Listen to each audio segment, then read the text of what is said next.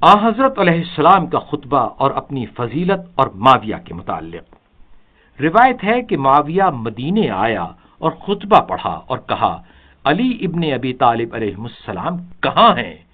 امام حسن علیہ السلام اٹھے اور خدا کی حمد و ثنا کے بعد آپ نے ارشاد فرمایا کہ کوئی نبی ایسا نہیں آیا مگر یہ کہ اس کی اہل بیت سے اس کے نبی کا جان نشین مقرر کیا گیا، اور کوئی نبی ایسا نہ تھا کہ ظالم لوگ اس کے ساتھ دشمنی کے لیے موجود تھے، اور علی رسول خدا کے بعد ان کا وصی ہے۔ میں علی کا بیٹا اور تو سخر کا بیٹا ہے، تیرا نانا حرب اور میرا نانا خدا کا رسول ہے، تیری ماں ہندہ اور میری والدہ فاطمہ ہے، میری نانی خدیجۃ الکبریٰ اور تیری نانی نشیلہ ہے۔ خدا اپنی رحمت سے اس شخص کو دور رکھے جو میرے اور تجھ میں نسبت کے لحاظ سے پستر ہو اور کفر کے لحاظ سے آگے ہو، جس کا ایمان کم اور منافقت زیادہ ہو۔ تمام لوگ جو مجمع میں حاضر تھے کہنے لگے، خدا بندہ قبول فرما۔ معاویہ منبر سے نیچے آ گیا اور اپنے خطبے کو ختم کر دیا۔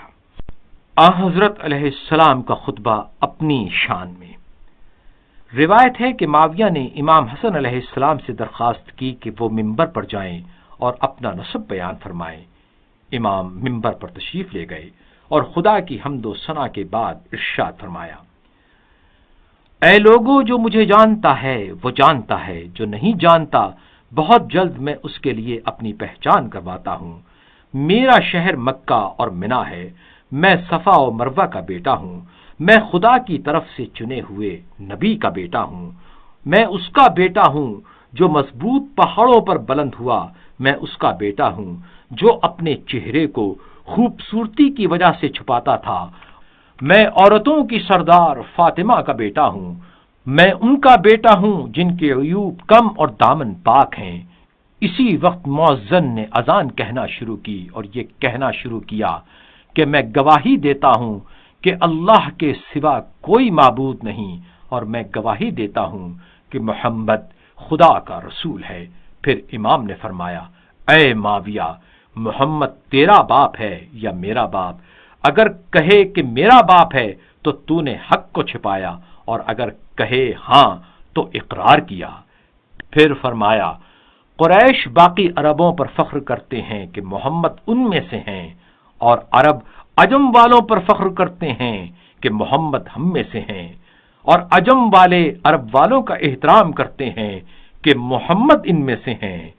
حق ہمیں طلب کرتا ہے لیکن ہمارا حق ہمیں لوٹاتے نہیں۔ آن حضرت علیہ السلام کا خطبہ ان حضرات کی اطاعت کرنے کے متعلق، اے لوگو، منکر برباد ہو گئے، آثار ختم ہو گئے، صبر و حوصلہ کم ہو گیا، شیطانی وسوسوں اور خیانت کرنے والوں کے حکم کو برداشت کرنے کی ہمت نہیں رہی۔ خدا کی قسم، ابھی حق کو ثابت کرنے والی دلیلیں اور خدا کی نشانیاں بلند ہوتیں اور مشکلات ظاہر ہوتیں، اور ہم ان نشانیوں کی تحقیق اور تعویل کے انتظار میں تھے۔ خدا فرماتا ہے، محمد صرف خدا کا رسول ہے، محمد صرف خدا کا رسول ہے، اس سے پہلے بھی رسول گزرے ہیں، اگر وہ مر جائے یا قتل ہو جائے تو کیا تم اپنے سابقہ دین کی طرف لوٹ جاؤ گے؟ اور جو بھی اپنے گزشتہ دین کی طرف لوٹ جائے خدا کو کوئی نقصان نہیں پہنچے گا، اور خدا شکر کرنے والوں کو اچھی جزا دیتا ہے۔ خدا کی قسم، میرے نانا رسول خدا وفات پا گئے اور میرے والد قتل ہو گئے۔ وسوسہ ڈالنے والے شیطان نے چیخ ماری اور شک دلوں میں پیدا ہو گیا۔ فتنہ و فساد برپا کرنے والے کی ندا ظاہر ہوئی، سنت پیغمبر کے ساتھ مخالفت ہوئی۔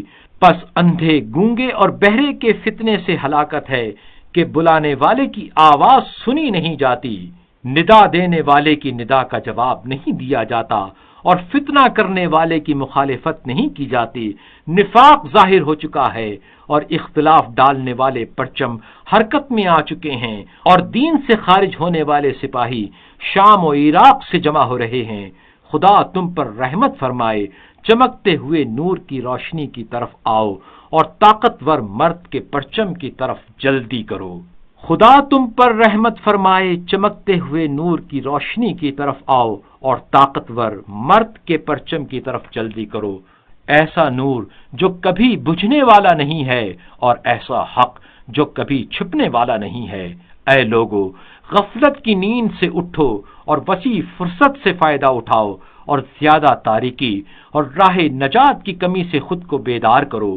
مجھے قسم ہے اس خدا کی جس نے دانے کو پھاڑا اور انسان کو خلق کیا اور لباس عظمت پہنے ہوئے ہے، اگر تم میں سے میرے ساتھ ایسا گروہ ہو کہ جن کے دل صاف اور نیتیں سچی ہوں، اور ان نیتوں میں نہ تو منافقت ہو اور نہ ہی تفرقہ پیدا کرنے کا ارادہ، میں تلوار کے ساتھ قدم بقدم ان کے ساتھ مل کر جنگ کروں گا اور تلواروں اور نیزوں کو ان کی طرف رکھ دوں گا اور اپنے گھوڑوں کو ان کی طرف لے چلوں گا۔